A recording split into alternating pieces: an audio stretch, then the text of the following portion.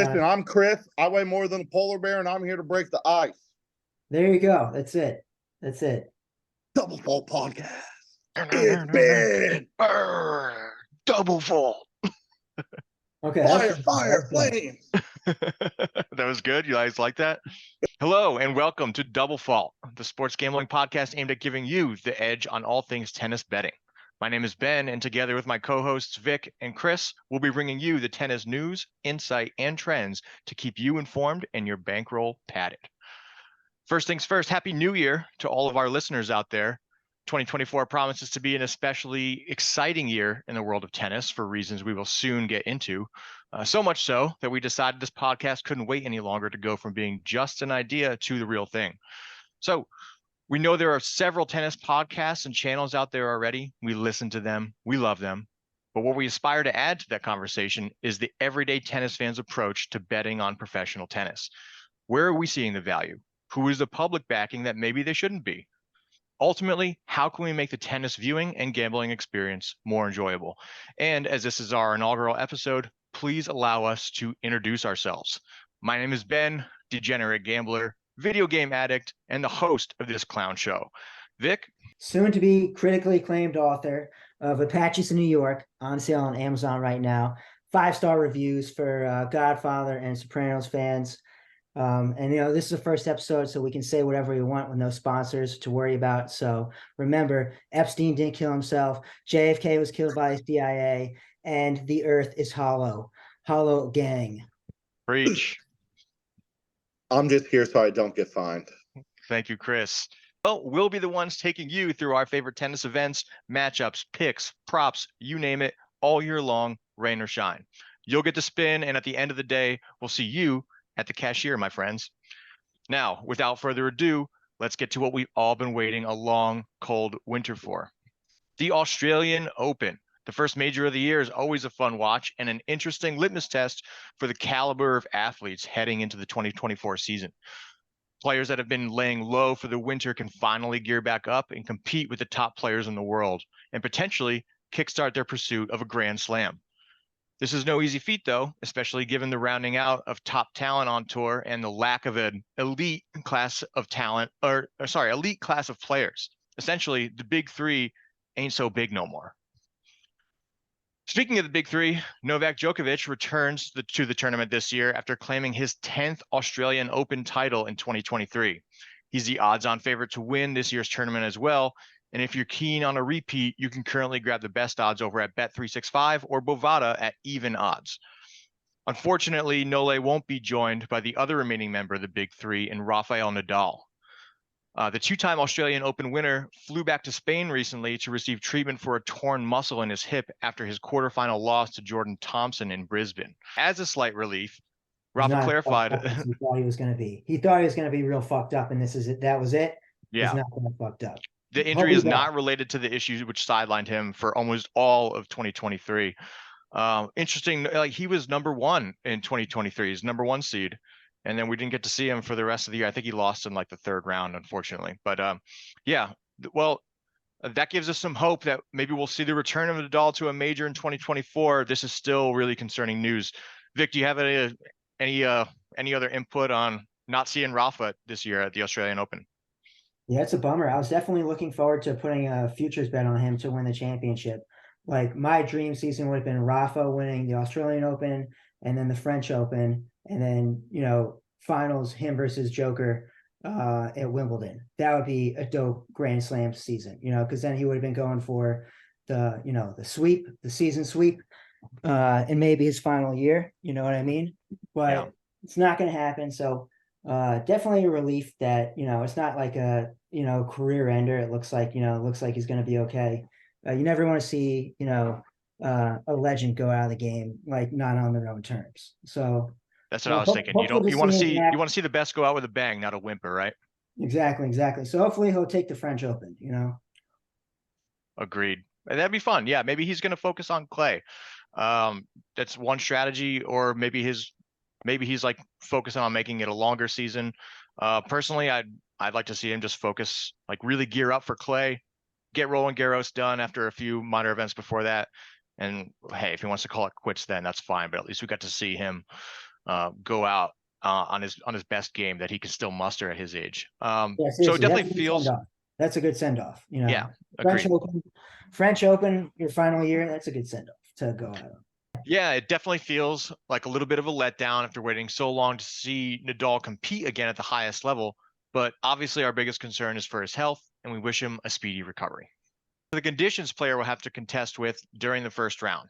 Australia, for those of you that have never left your basements, Chris, is currently in the middle of summer. However, they're experiencing and expecting much lower average temperatures than usual for this time of years.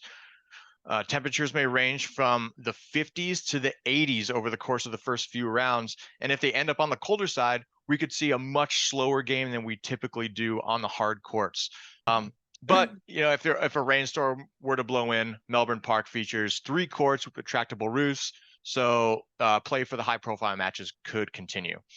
The Australian Open, like the US Open, is a hard court event. The hard courts typically play pretty fast, although there is some aspect of control the event coordinators can maintain over that factor. In 2020, a number of players commented that the courts were so fast it was like playing on ice, but in more recent years, they've been able to tone it down a little bit. The fast courts favor players with big serves like Hubert Hurkacz, Ben Shelton, and depending on how pissed off he gets at his own play, Holger Rune.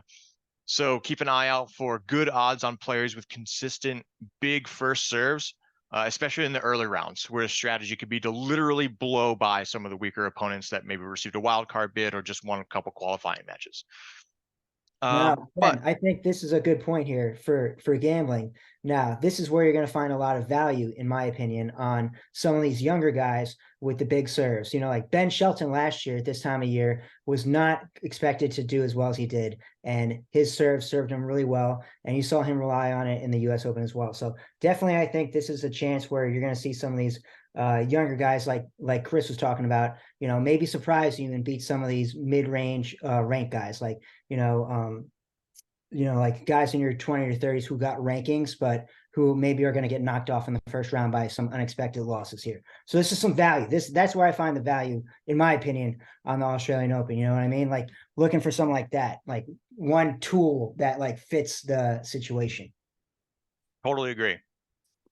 Absolutely agree. That's a great point. But it's also a reason why I brought up that weather point, because that big serve could be robbed from them with colder temps. That's a good point. Yeah. Anyways, without further ado, now that we've gotten the preview of the event out of the way, let's start talking about the exciting stuff. It comes as no surprise that the reigning champion, Novak Djokovic, is favored in this tournament. But who else are the odds makers giving realistic odds to? So only 3 other players have odds less than plus 2,500 for winning the Australian Open outright.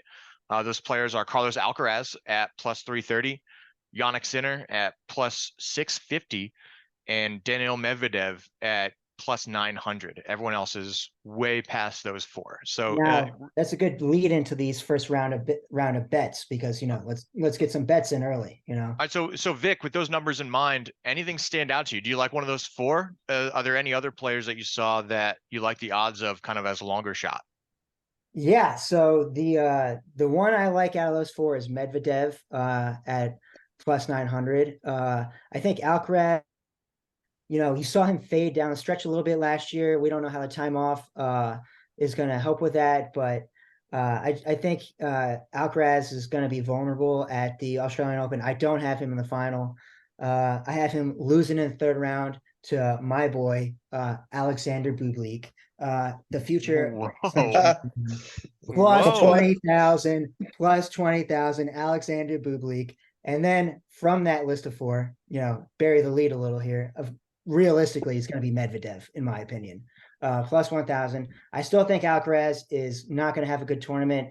I think Medvedev will be able to, make it through whoever's in front of him on the hard court. Like you said, a little bit slower than normal, but he's still got a huge serve and he's great on the hard court. So out of those favorites, I like Medvedev. So I've got 1 unit on Medvedev and 1 unit on a hope and a prayer on Bublik at plus 20,000, to pay for some nice Outback Steakhouse. Wow. Outback Steakhouse. Cheese fries on Bublik. That's what I'm saying. It's the Chiefs rise around Bublik. So you've got a full unit on that. Yeah.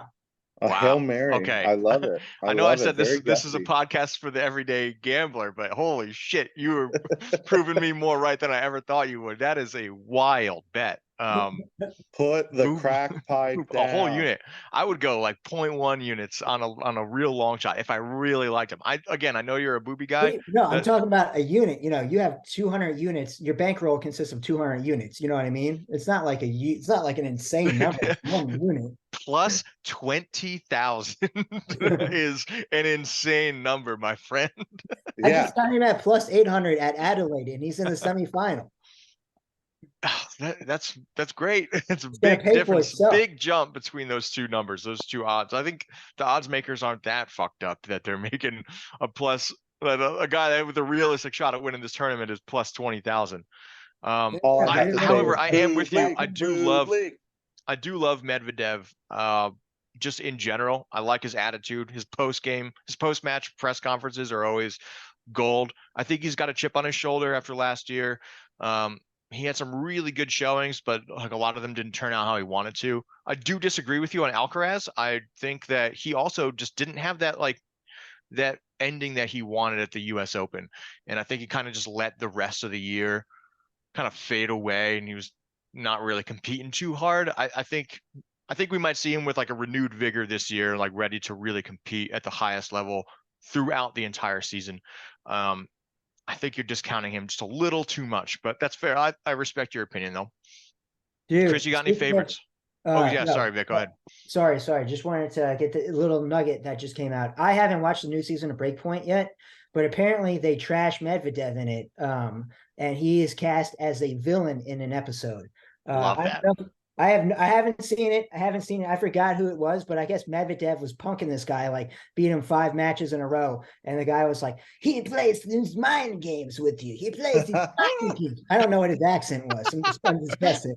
So Medvedev is cast as some kind of villain, and I love it. Medvedev Revenge Tour. That's my serious pick for the Australian Open. I do think Bublik is going to take out Alcaraz, but Medvedev is the way to go, in my opinion. I love that storyline.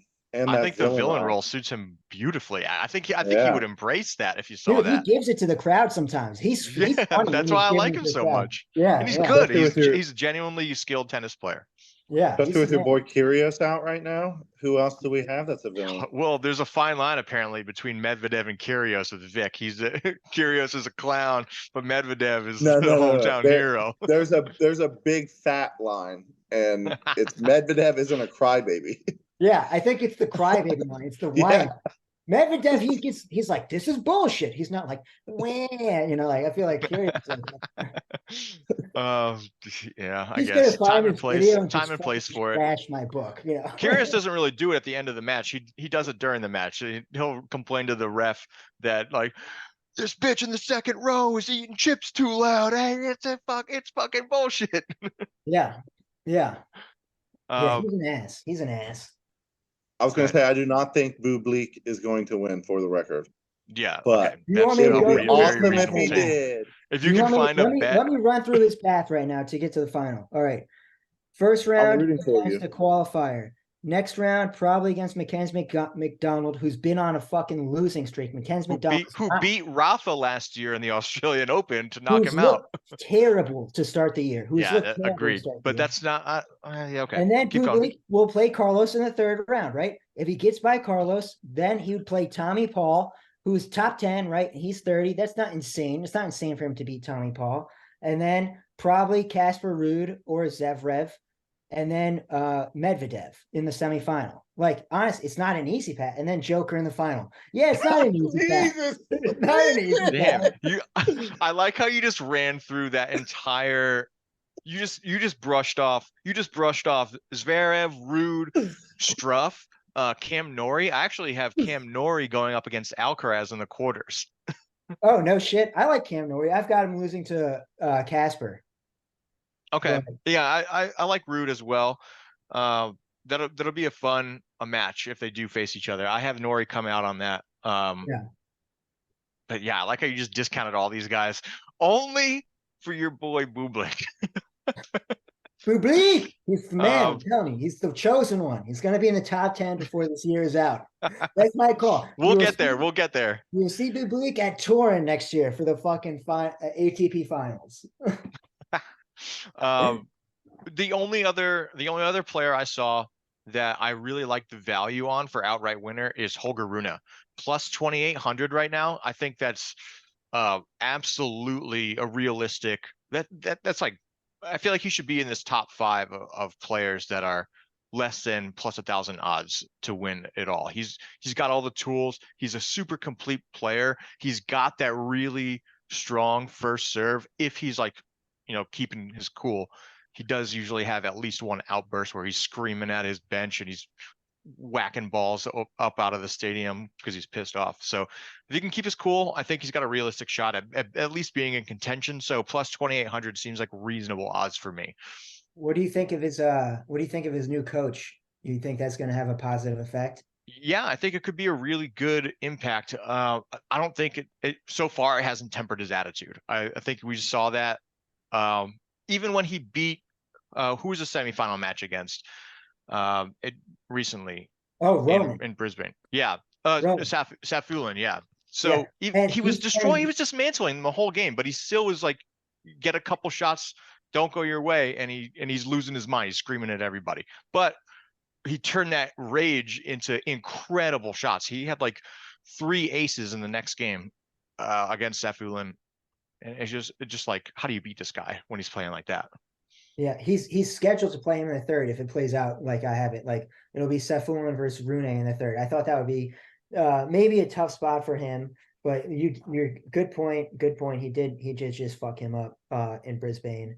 And then Safulin's better than he showed up as. He, like, if you watch that match, he came in. I don't think he looked like he was nervous. He didn't have a lot of confidence. He was making a lot of unforced errors. He kind of gave Rune that early momentum, and he just steamrolled with that momentum. So we'll see. Hopefully a better Safulin shows up for the tournament because he is a great player. I think a lot of folks are considering him as maybe an underdog contender or dark horse contender for his bracket.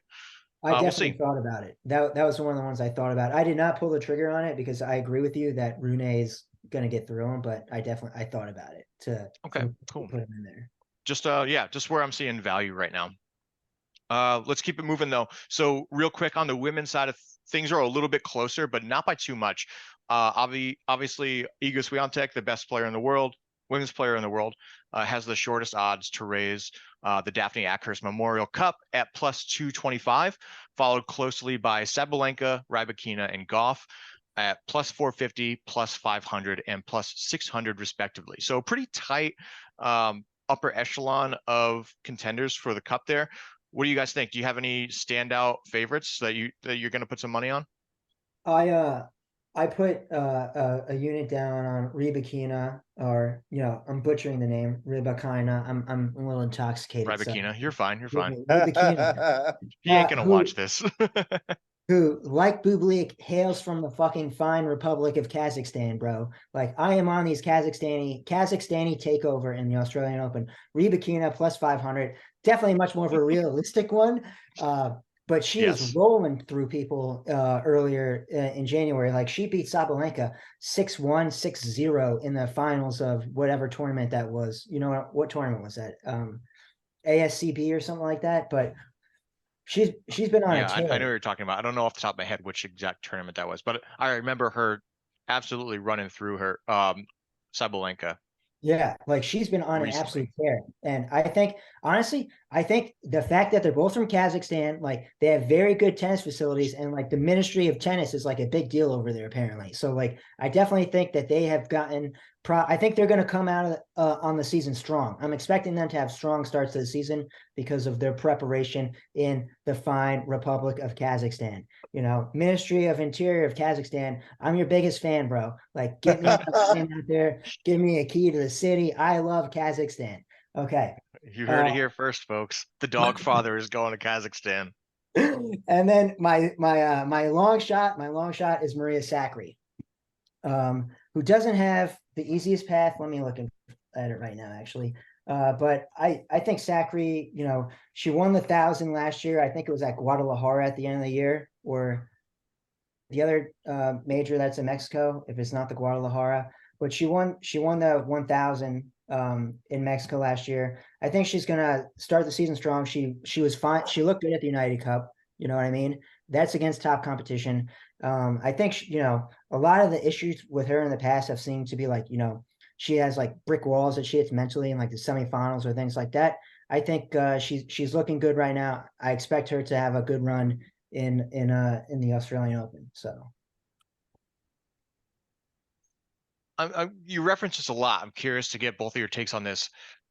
How do you feel that the run up to slams, to just major events in general, really has an effect on your performance in that slam? I feel like I've seen it go both ways. That like Sebastian Baez last year had a great pre-US Open couple tournaments, turned it into a great performance at the US Open. On the opposite hand, you see some guys that show up to like ATP Cincinnati and they suck, but it's just because they're like saving their good stuff for the tournament, and it looks like they're like really dragging ass going in and they have a great performance. What do you guys think about that? kind of like to me, it's kind of like when you're watching hockey. Like teams kind of like go on runs a little bit. You kind of feel it when you're watching the games. Like sometimes teams just get hot, and I think this is the same thing. But also, to me, I think the older guys like Djokovic, if he doesn't win the Cincinnati, I don't think he gives a fuck.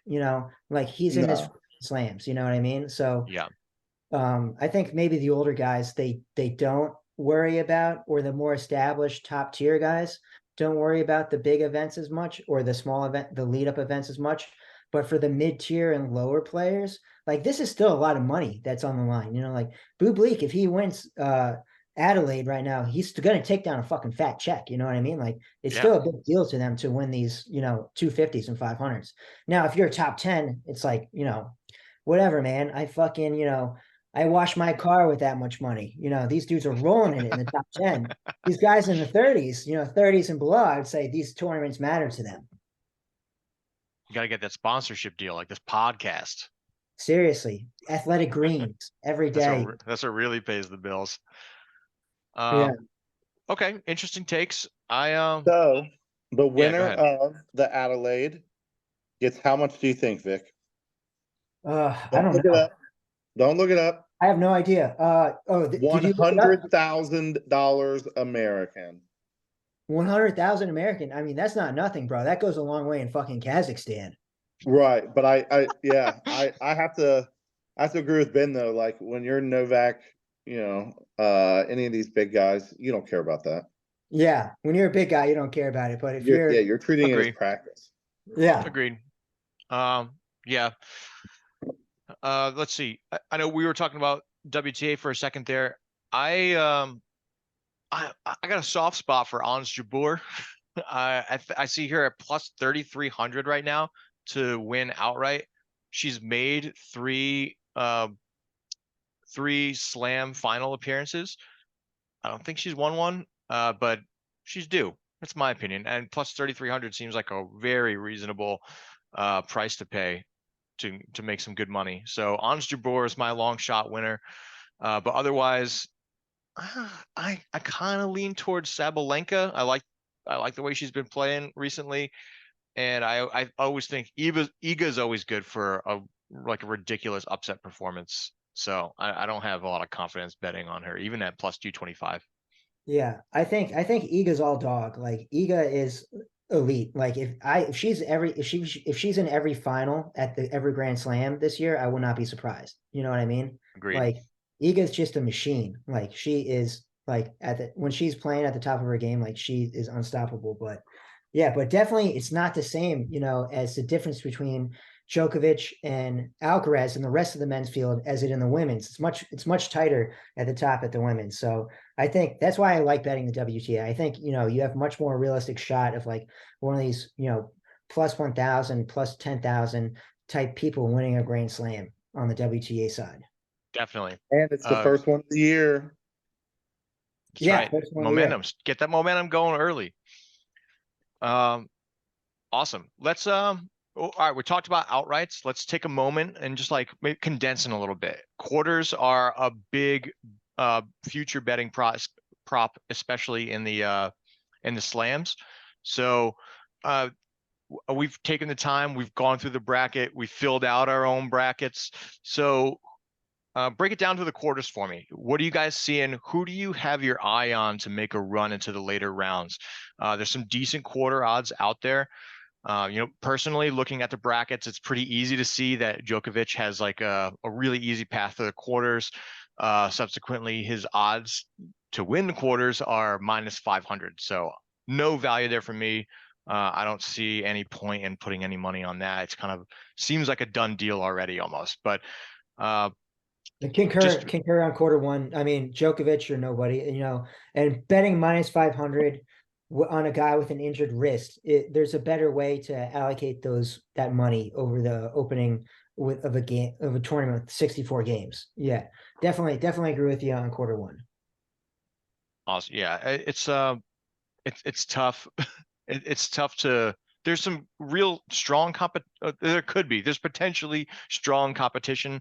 Obviously the big names being Ben Shelton due to his little tiff that he had with Djokovic during the U.S. Open. Hanging the phone up. Yeah, exactly. Who's gonna hang up the phone if they were to meet again? It's tough to see guys that I like in his bracket. I like Gael Monfils a lot. I like the way he plays. He's always good. Gael Monfils set up to have a nice second round matchup with Andy Murray. That's true. I love that. That's gonna be a good one. That is gonna be a good one. I have that. I have Monfils winning that matchup too. But I don't see him getting past Joker. I think that's going to be an awesome 5-set. That's going to be an awesome 5-setter. Absolutely, yeah. Monfils is always good for an unexpected run. He's a dog. He's a fighter out there. I like that about him. Obviously, we mentioned. Go ahead. Sorry, Chris. I was going to say I agree. He's a fighter out there, but he might be the most inconsistent player from last year. There were times where he looked like he might be having a breakthrough, and there were times where he looked like he might be having a breakdown. So yeah, I'm not betting on him to win the quarters. There are some underdogs out there that people are buzzing about, especially given the court type and potential conditions that they're going to be playing in. Grigor Dimitrov looking real strong, just claimed a hard court title in Brisbane. Hubert Hurkacz with his powerful serve. Ben Shelton. Are you on quarter two now, or is this? This is just this is just underdogs in general. Okay. Yeah, Ben Shelton, Jack Draper, a popular underdog being talked about out there. So I don't want to necessarily go quarter by quarter, but I was kind of just illustrating why Djokovic's draw is kind of light compared to some other guys. But what do you guys have? Going through the entire bracket on your own, what value did you see in some quarters bets? Well, like you said, Q1, I didn't have anything that I liked. I'm not going to put minus 500 on a fucking quarter play. Quarter two, this is, I think, a reasonable upset, but Demon, Alex de Minaur, he's been on a roll lately. He's the hometown hero.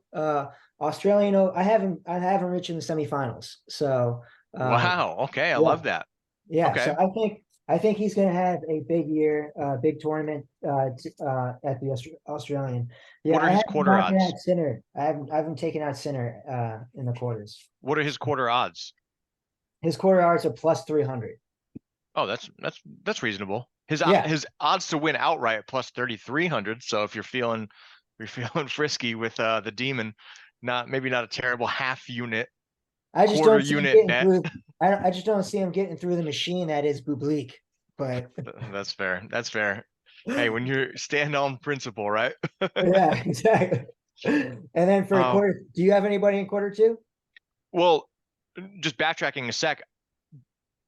I think that if Djokovic's injury were to get aggravated, or he just isn't on top of his game, I think there's a lot of value on Tsitsipas for quarter one plus 1,000 odds. That seems like for the number 2 seed in that bracket, not the number 2 seed overall, he's the number 7 seed overall, but he's like in that bracket, he's number 2 plus 1,000 to win the quarter. I think he can get past Taylor Fritz. I think he can get past Djokovic if the injury bugs him. Plus 1,000 just seems like too good of a number to pass up. I have him going down in the first round to Berrettini. That's my big dog for round one. Whoa. I love Berrettini plus 270 in round one. Like, Okay. you know, it's coming off the injury at the U.S. Open. I think, and TT Pass has been like susceptible to going down early at these Grand Slams. Like, But he Yeah. also played really well at the 2023 Australian Open, had the second most aces in the tournament, and I'm with Ben. I Like think that's a dark Tsitsipas. horse right there. Well, yeah. Well, I think the reason why Vic feels the way he does is because he spent the rest of the year fucking waking up every morning next to Paula Badosa, and his head For just real. was not in the game anymore. He was doing this, and I'm pretty sure she like left her fiance for him or something. Maybe I'm putting rumors out there. This is not the thing we want to be doing in episode 1, but it seemed like it was messy. Clickbait. His performance seemed like it was a messy thing that he was dealing with off the court. I think He he's. went down to Stricker at the U.S. Open, right? I believe Stricker took him out in I the U.S. Open think. in round 2. I think that's right. Yeah. Yeah. Like, Don't quote me, but I think that's right. yeah, I think he might have got his ticket punched in day 1 in Wimbledon as well. I don't remember that, but off the top of my head. I don't recall off the top of my head either. It was something I didn't want to put money on in 2023. That's for sure. Yeah. But looking at these quarter odds, I think plus 1,000 on a guy who is a very complete player. He has a lot of tools to beat some of the top competitors at this event. It just seems like make the quarterfinals. Like, let's go. That's a good one. I could see it. Uh, The Badosa effect might it would have actually worn be off a little semis. bit Sorry. over the holidays. You know what I mean? Yeah, they got it out of their system, I'm sure, by now, right? Yeah, exactly. Honeymoon's over. They're settling down, things are calming down. Got to get back to business. Got to make the money. My dark horse of the entire tournament, really, Ben, you mentioned earlier in the show, as long as the weather holds, Shelton had the most aces at last year's Australian Open. His confidence is going to be at an all-time high. He's going to be harder than a diamond in a snowstorm out there. I think he's going to go ham. So that is who I'm thinking. I'm riding him all the way to the quarters, I think. Nice. I'm trying not to let like my biases take over here, just because I feel like he is a fun player to watch. He seems like he's got a unique level of confidence for such a young guy. He's got a fucking howitzer, dude. He's not playing the Australian Open under the same conditions that he played in last year. He's got way more attention on him. Everyone's expecting him to like reach a rematch with Djokovic. We'll see what he's made of. Again, my gut's telling me that maybe he doesn't have the stomach for this just yet because he's still so young, but I'm hoping he can prove me wrong because he is a fun player to watch. I like his gusto. Whatever. For the listeners out there, Ben Shelton is just barely old enough to drink at a young 21 years old. There we go. Is he 21? I think he's got nerves of steel. I think you're nuts. If anybody's got the stomach for it, it's this kid. He already faced down the Joker. What does he have to fear? That's true. He is 21 years old, currently ranked number 16 in the world. Bing bong. All right, he started off the year with the loss to Roman Safiullin at Brisbane in 3 sets. And then he's at Auckland right now, but he hasn't played anybody there yet. Practice, bro. That's not a terrible pick. Here. Yeah, I like it. Just so everyone knows, Ben Shelton's outright odds to win the whole thing are plus 6,600. Honestly, it's lower than I thought it would be. Wow. Okay. Yeah, I mean, he's no joke. He's no pushover. Yeah, that's a good line. I mean, honestly, if you like Ben Shelton to make the quarters, you might as well throw a little bit of money on that too, I would say. Yeah, I think I got the quarter odds in front of me. Shelton. He's plus 1,000. Oh, plus 1,000 for the quarter. Wow, that's great. Yeah, plus 1,000. Let's go. That's a good one, Chris. A lot of value on that one. Yeah, agreed. Awesome. So, Vic, I know you had already moved on to quarter 2. Did you have a pick there? Yeah. I'm on Deminor plus 300 for Q2. That's right. So what I saw in quarter 2 was Rublev. Rublev at plus 600, I think, is great odds. I would absolutely. I think his biggest. I mean, the way that we already discussed, the Demon is playing. Yes, I think that's going to be a tough match if they do face each other. But I think pussy boy Yannick Sinner is he might be a pussy, but the motherfucker can play tennis. Carrot top, man. Fucking carrot top. Have you he's seen good. his bones He's on good. legs? You can ball. He's lanky. Give the guy a break. He's in shape. For the one person that views this video, put some L's in the comment for Yannick Sinner. I have Rublev beating Sinner in the quarters to make the semis and win the quarter. So that's plus 600. I feel like that's really good odds for a player as competitive as Rublev is. But if I had to pick a long shot in the quarter, why not Sebastian Baez? Plus 8,000 to make another run in a major. I'll put a half a unit on plus 8,000 on Sebastian Baez. Hell yeah, he's got a tough road for sure, but honestly, one of his tougher matches might be taking down JJ Wolf in the first round. But if he does, that would be, if I had to pick somebody to be a long shot, it would be JJ Wolf plus 6,500. I love his slice serve. Awesome slice serve. Like, he's the only guy I've seen who gets that kind of fucking kick on the ball. It's like he's hitting a slider at them. You know what I mean? Italians love the slice, eh? Yeah, exactly. I love a pizza right now. But no, I think he's got the nice serve. He's got the best mullet in the ATP. Let's go. He does have a mullet. He has a fabulous mullet. He screams America, and everybody knows Australia is just a giant CIA airfield anyway. So that's America's house. That's America's house right there. So wow. If I had a long shot, it'd be JJ Wolf in this quarter. We are canceled. All right. No, hey, we're speaking our minds. Ain't nothing wrong with that, Chris. All right, Vic, why don't you take us into anyone you got in quarter 3 that you like? Quarter 3, I'm with your boy. If I had to bet the quarter, if I had to bet the quarter, I would bet Rune, just because I think him and Medvedev's a toss-up. But same.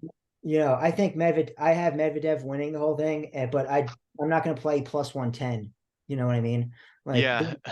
I'd rather take the plus 1,000, because the plus 110, I don't feel like there's any value in that. But second, I think it's going to be Rune in the final with him. I think that's who's going to win the quarter. One of those two. All right, we lost a Zoom user for a second here. Oh no! I'm back. I don't see you. Oh, never mind. I do see you. See, and this guy wanted to record. This guy wanted to be the one recording. He is recording. I am the one recording. Wait, I thought you were recording, Ben. I'm not recording. Oh, we're fucked. The CIA's recording too. No, I whatever. turned it off only on my phone. Guys, it's a very long form podcast. People are gonna have to piss. They're gonna have to do all kinds of stuff. We're just gonna go on with the show, That's baby. That's fair. Fine. We'll keep going. Vic, I actually, for quarter 3, I wrote down the same two names. Medi, I saw him at plus 100. He's plus 110 now. That's great. And then Rune at plus 350 is when I wrote it down. So I think you really can't go wrong with either of those. Probably not worth the Medvedev bet, because it is probably closer to a coin toss, like you said. But hey, if that's how your mind works and that's how you want to gamble with these futures, personally, futures plus 100 is not really exciting for me. But do it for me. There's better ways to allocate your resources with all the games that are going to happen. Absolutely agree. But it's out there. If that's, hey, a 50-50, a coin toss right now is a coin toss later, plus 100, plus 110. All right. Vic, why don't you take us into the quarter 4? Okay, Q4. This is where I have my insane bet on Bublik plus 3,500 for the quarter. Honestly, if you look at the quarter, he's not priced correctly. Jack Draper is plus 1,100. Bublik is priced the way he is because he's going against Alcaraz in the 3rd round, and he has a difficult path to win the quarter. He'd have to go through Carlos, Tommy Paul, and Casper Ruud, right? He'd have to take off 4 of the top 5 guys, pretty much. Like, difficult route, but I don't think Alcaraz is going to do well in the quarter. And I don't know, bro. I'm just all about fucking Kazakhstan. Triple G won that fight against Canelo all those years ago, and this is their payback. This is their payback year. Bublik plus 3,500.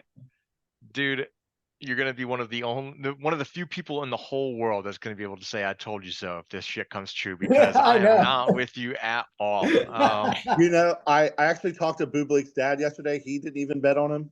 Hey, I heard the guy speaks great English.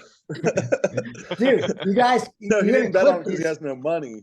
I want this clipped and released prior to the tournament starting, so that way I have it in writing. Yeah, next podcast, Vic is going to be in a fucking Kazakhstani general's uniform at a podium. Kazakhstan is dope. I'm telling you, it's the place to be in Northwest Asia, you know. Honestly, the only name that I wrote down from quarter 4 that I saw value with, I didn't care for Zverev's or Alcaraz's odds. I wrote down Cam Norrie. I mentioned before that I like Cam Norrie. I think he can make a run. His quarter odds are plus 2,000 last I checked. So I think that's a reasonable value on a guy that can play some really good tennis. So, and he's British, and Australia at least used to be a British colony, right? Are they still there? It was All right, so part of they're under the Queen or King or whoever it is, whichever lizard person is on the Cam throne. Norrie, yeah, exercising his right as a colonist. Is he even knighted yet? That's a great question. I don't You know. don't say Sir Cam Norrie yet. He's a nobody.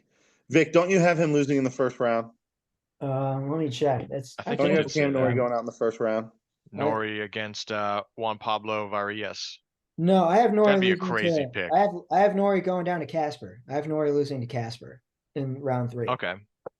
Ben, do you think he gets by Casper? I mean, honestly, Ben, yes, Norrie's good on the fast surfaces, you know, and Rude's a clay court guy, and he just saw fucking his hero Nadal get hurt. You know, maybe he's not there mentally. So yeah, definitely Norrie. I don't hate it. I think there's definitely value in there. It's not Bublik value. It's definitely value. You know, I like it. It is. I mean, that's a tough portion of the bracket. You've got Casper Ruud, like you said, Cam Norrie, Jiri Lehecka. Who else we got? Lehecka's got a big serve as well. Lehecka, if you remember back to his game against Tommy Paul on Wimbledon, the 5-setter where he dropped he won the first 2. He's strong. The guy can serve. The dude that could serve him well. He's got a cannon as well. He's got a big serve him well. Yeah. And we even Alex Michelson. Maybe I've got Alex Michelson as a little bit of an underdog bet here. I picked him to beat Lehecka actually. Okay. And then obviously Zverev is the top seed in this quarter. So Norrie's got a tough road. Casper Ruud has to beat Max Purcell if Purcell beats the qualifier in round 1. But when I was filling my bracket, I gave a little bit of an edge to all the Australian players on their home court. I do that too, generally speaking. You don't like that, Chris? But statistically speaking, we should look that up. That's a good idea. Okay, we can put that in the description of this podcast. All right, so we will look that up and get it in the description. What is the actual statistical advantage over the last 3 years of Australians playing in Australia? I hope that's something that's tracked because I would be interested in that.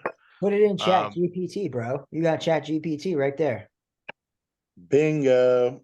Guys, don't tell all the viewers that everything is done by Chat GPT. I'm not even sure I'm not an NPC. Hey, that's fair. You are in space. Yeah. Better than being on Epstein's Island. Chris, did you have any other quarter odds that you liked or anything you stood out to you? I know I think we kind of pushed by you in quarter 3 and quarter 4 here. I'm good. I think we covered a lot of bets here today. I still feel very strongly about all of my friend. We're not even done. I know. I want to move on to the juice. We need the meat. We need to spice it up. The match the juice, right? The meat. There's a liquid, a solid aroma. Fire, flames, explosions. The spice. All right. So, well, since Chris is insisting so much, we've also had the opportunity to look through, like we mentioned, all of these round one matchups and the odds associated with them. So I've got three that I wrote down. I don't want to go through matchup by matchup, but I've got three lines that stood out to me that I like a lot and ready to share them. I'll open up to you guys though. What This is the juicy meat, baby. Yes. What are our picks for round one? What can we expect our viewers to put a unit down on and make a little fold in money? Okay. Do you want to go first then, Ben? Yeah, sure. So first thing that stood out to me is Borna Goho. I'm pretty sure it's Goho. He's playing, yeah, Goho. He's got a huge serve. If you've seen him play, he looks like he could be in what's that South African rap group? Die Antwerp. He looks like he could be a member of Die Antwerp. He's playing Roberto Carballes Baena.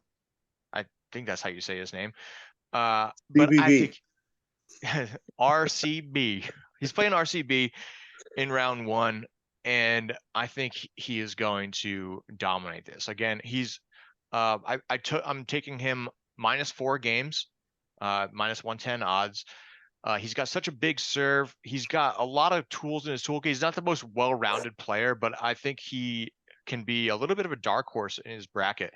And I don't think Baena is going to compete very well with what Goho has to offer. So I think -4 games. Remember, these are all 5-set, best of 5 sets matchups throughout the entire tournament. So -4 should not be an issue for him to cover.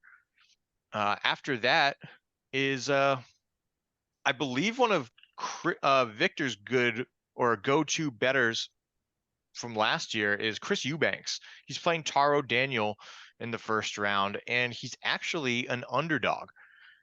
It's very close. I have that one written down as well. Eubanks is +110 to win this match, and he's a long player. He is absolutely a student of the game. I think he's a guy that comes into every matchup with a game plan based on, watching tape, formulating a strategy. I don't see Taro Daniel. I think it'll be a good match. This is definitely one that I consider the over on if it wasn't so high. Like, this is one of the highest overs in the entire first round. It's 40.5, 40.5 games over under. So I think it's going to go 5 sets. I think Eubanks comes out on top and giving us plus odds in the first round. That's awesome. The last pick that I really focused in on was Kokkinakis. Thanasi Kokkinakis. He's a hometown guy. He's typically Kyrgios's doubles partner for men's doubles. He's playing Sebastian Offner, and again, I think this is a 5-setter. He's +105 odds on the money line. You can take +1 game at -120 if that's your thing.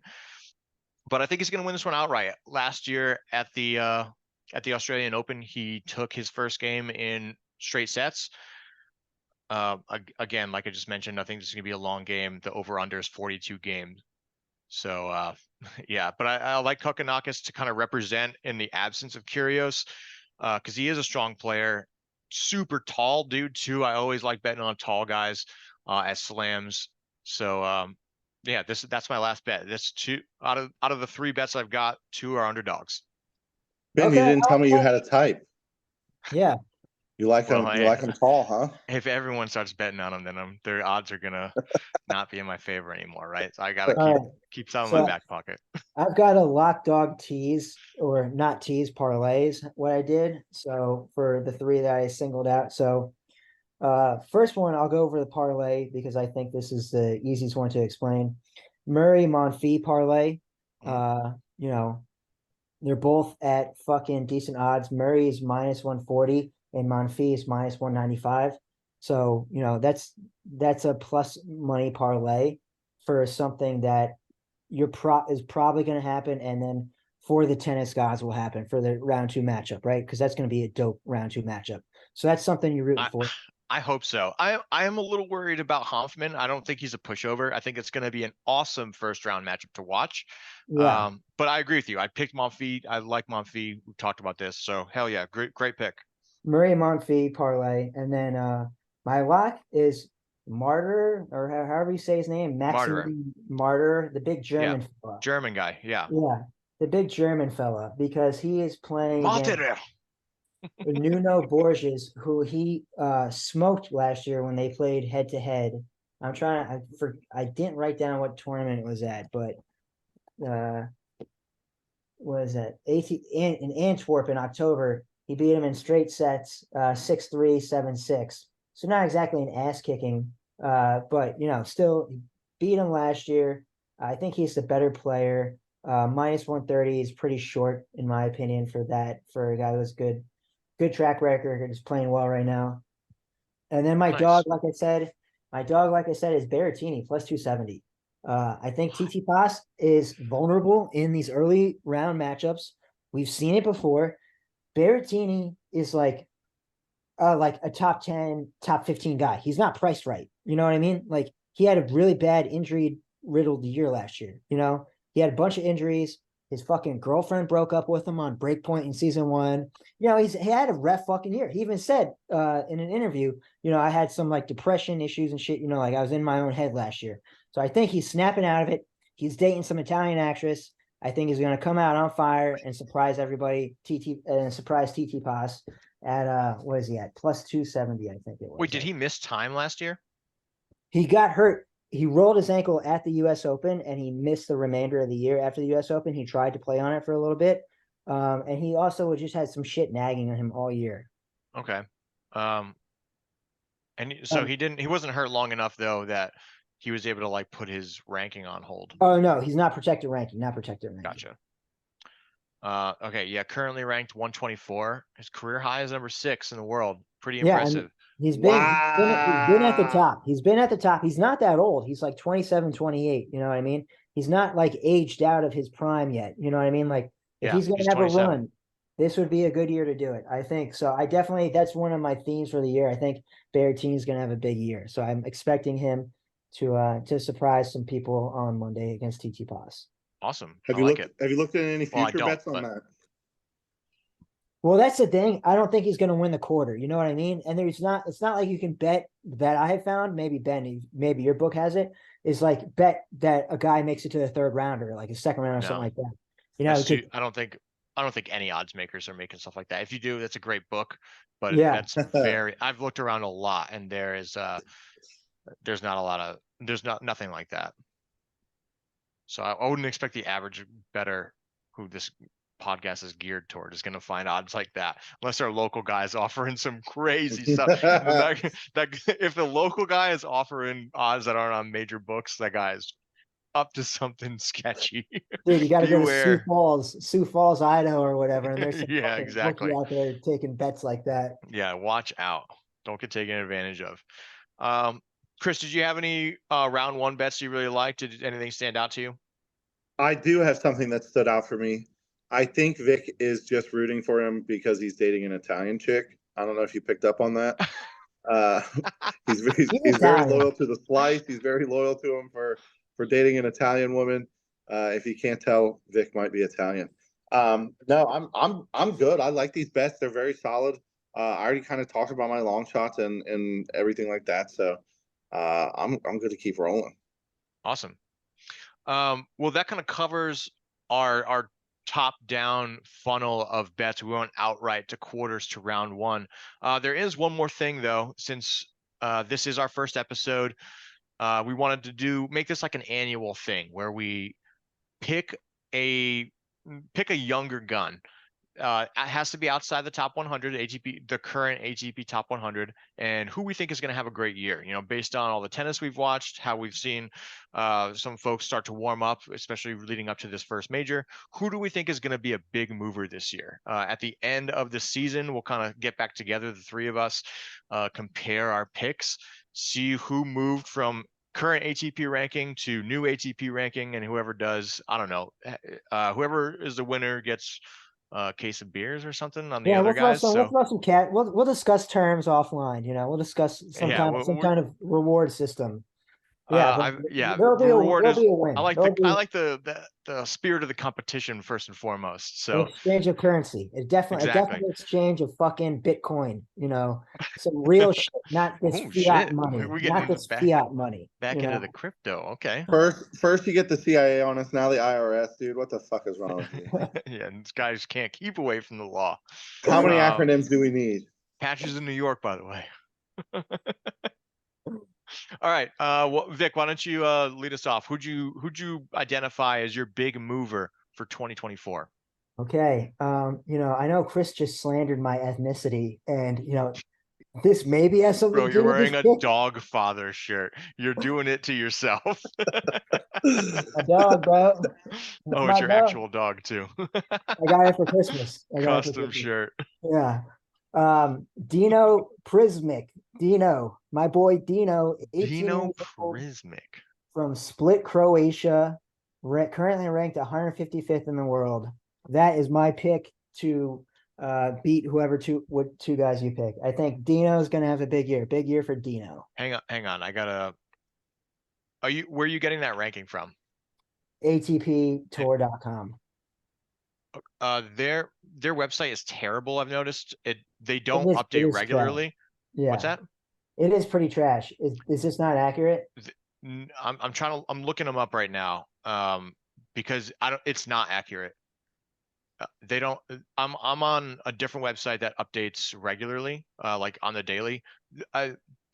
ATPtour.com has some kind of disclaimer that like, hey, this is updated after certain major events happen, and we What does don't. it say on ESPN? I'm going to ESPN right now. Can you spell his name for me? Prismic. Yeah, PRIZ. How do you spell his name? MIC. PRIZMIC. Oh, Dino Prismic. Yeah. Live ranking is 186, career high 155. There you go. That was his career high, 186. That's my guy, 186. You got 85 guys ranked higher than me that you can pick, but I am confident that Dino is going to be ranked higher than any of them at the end of the year. Wow. What makes you? He's still in the qualifying for the Australian Open, by the way. He's currently in round 3 for the qualifiers. What makes you like him so much? Is the fact that he's so young. He's 18 years old, from Croatia. I think 18 years old. So, this is, if you're looking for a guy to like make a big leap, like this, 18 to 20 is where you want to go, right? I feel like, maybe some guys have Really? I feel like, I don't know. I think tennis, the guys ascend to that top level much earlier age. Okay. So I think if he's going to make a big jump, it'll be this, it'll be around now. I mean, he's already doing, he's got a decent ATP track record as a young guy, like he's already playing ATP as a young guy. So definitely, I think he's going to have, he's got a good shot, in my opinion, to have a big year. Awesome. I'm glad. He's also got a dope name, Dino. Dino is a cool name. Root for Dino. Dino from Croatia. All right. There's definitely an obvious answer to this question. I'm glad you didn't pick what the obvious answer was. I'm not going to say it until I hear what Chris has to say. But yeah, I'm glad we're staying away from that. Chris, who's your big mover for 2024? Look, if there wasn't money on the line, which I still think instead of a reward system, we should entertain the idea of a punishment system for whoever's person gets last instead. However, I thought Vic definitely would have went with the obvious choice of Matteo Berrettini. Is he outside the top 100? No. No, wait. Wait, what do you mean he's not outside the top 100? Is it? What, no, he is. He's 125. Am I crazy? Yeah, he's 125. Oh shit, you're right. He's 100. Live is 124. Yeah, I agree. But you're right. I was looking at ATP. Oh fuck that, dude. I take Berrettini. No, there's no take these back. Yeah, wait, what? You're Rick, already I thought you on had a the good record. pick. I mean, No, I did not. I was looking at I was looking at the ATP website. Dino Spumoni is going down. But it's better. It's better now that you are not looking at it's lower than you thought. Yeah, so obviously I want Berrettini. No, I want Berrettini. You want Berrettini? Fuck you. Fine, you can have him. Yeah, you kind of. Yeah, you. It doesn't, Vic. I think your logic doesn't really save you here.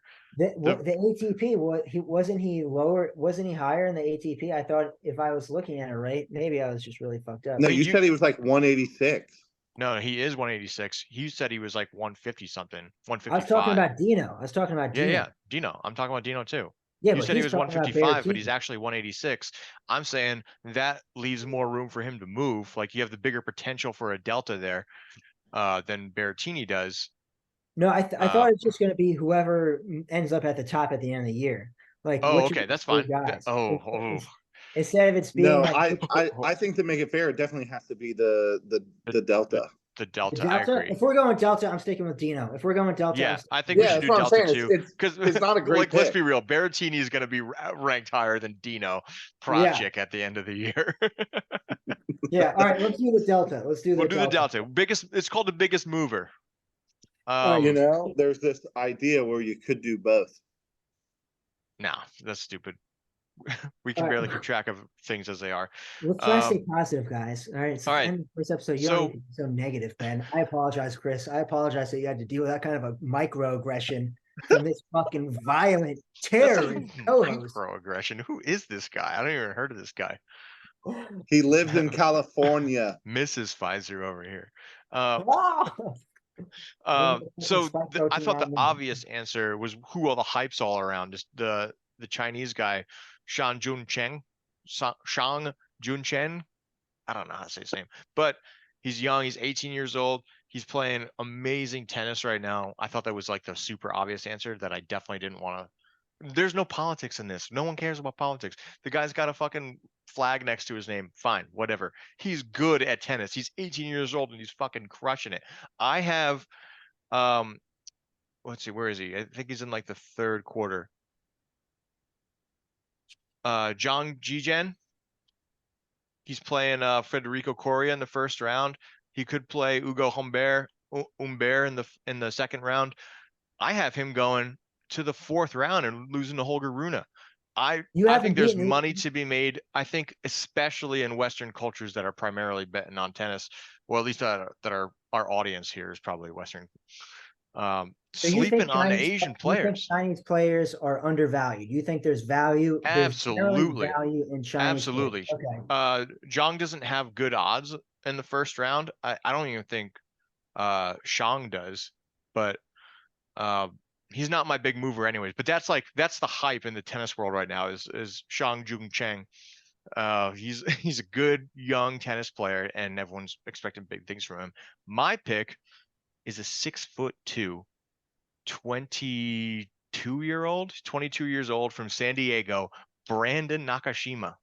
Oh, okay. You know him. He just beat late last year. He beat Holger Rune in Shanghai in straight sets. No. I can't believe I don't consider him Chinese. I would say it's a Japanese name. It's a Japanese name, and he's from San Diego. Brandon's not a Japanese name. Brandon's also not a Chinese name, for the record. Yeah, that's a great point. Anyways, Nakashima's currently ranked 127 in the world. His career high is number 43. I really like the way that he showed up. He put on a clinic against Rune. Rune hurt himself a lot with some really misplaced shots in that matchup, but I think he's got the skills. He had a strong start to 2024 as well. I think he was at Auckland, but unfortunately he lost in the qualifiers, so we're not going to see him this year at the Australian Open. However, he is my pick for biggest mover. I think we'll see him in the top 50 this year, which gives me like at least a 70 position padding. That's my bold bet. Is Brandon Nakashima, American USA. That's right. USA. Brandon Nakashima proudly represents the USA. He is a patriot. So I just want that on the record in this podcast. Okay. Thank you for clarifying. Always proud to support the hometown players, especially when they're playing overseas. So hopefully we'll see him by the time the U.S. Open rolls around. looking to get into that top 50, win me some money, represent Southern California and the rest of the country as well. But that's it, boys. We've covered everything we set out today to talk about. We've got our picks in. All of these picks are going to be uploaded to a Google document that anyone will be able to open and view. It'll be linked in the description of this video. We're trying to be as transparent as possible. We're trying to manage our bankrolls responsibly so that you can tail our bets and also manage your bankrolls responsibly. Is there anything else I'm forgetting before we sign off here, boys? No, Get your units ready. It's go time. Tennis season is here. The new year is here. New year. Into a unit system, being regimented about your betting is the only way to gamble, not only responsibly, but intelligently. Otherwise, you're going to end up placing crazy bets on something that's just not an informed thing. Yeah. So we'll set up a Twitter and Instagram, right? We'll set up some kind of social to go along with this. We'll link all of our socials in the description here. And so check us out. Tell your friends about us. We'll live tweet some heaters if we see any. That's really where a lot of value is in tennis, is betting the live lines. As you just wait for somebody to go down a break and then just fucking pound the favorite at even money. You know what I mean? Exactly. So, find us a special. Agreed. Twitter's the best place to do that. For round previews, we're not going to do a round by round podcast, but you will find us uploading to TikTok and YouTube. For shorts, we'll pick some best bets for each round as they go. Follow us there, hit the notification bell, and tell your friends about us, because we're looking to make some money. We're having fun here. Most of all, we're making some offhand comments, off color comments. But making money is a priority here. So yes, thank you all for joining us today. This has been Double Fault, the premier tennis gambling podcast on YouTube, TikTok, Twitter, the metaverse, wherever you can find us.